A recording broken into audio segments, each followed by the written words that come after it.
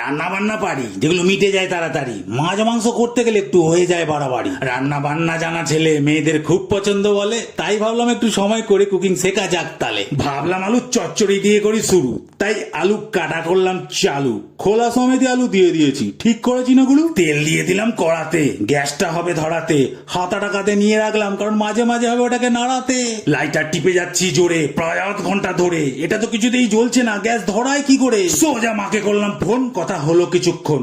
মা বললো নিচ থেকে সিলিন্ডার অফ করা আছে, আমার কথা শোন। সিলিন্ডার অন করে লাইটার দিলাম ধরে, গ্যাসটা দেখি টুপ করে জ্বলে উঠলো জোরে। আনন্দ হলো মনে, গ্যাসটা জ্বললো এতক্ষণে। নুনটা দেখি রাখা আছে রান্নাঘরের কোণে। আলু দিয়ে দিলাম কড়াতে, তেল দিলাম সাথে, হালকা করে নুন দিলাম টেস্ট আসে যাতে। চচ্চড়ি বানাতে যাচ্ছি যত, আলু ভাজা হয়ে যাচ্ছে তত। ব্যাপারটা কেন এরাম হচ্ছে বুঝতে পারছিলাম না তো। আরো ঢালছি তেল, তত বেড়ে যাচ্ছে ঝেল। এ তো চচ্চড়ি হচ্ছে না, আমি হয়ে যাচ্ছি ফেল।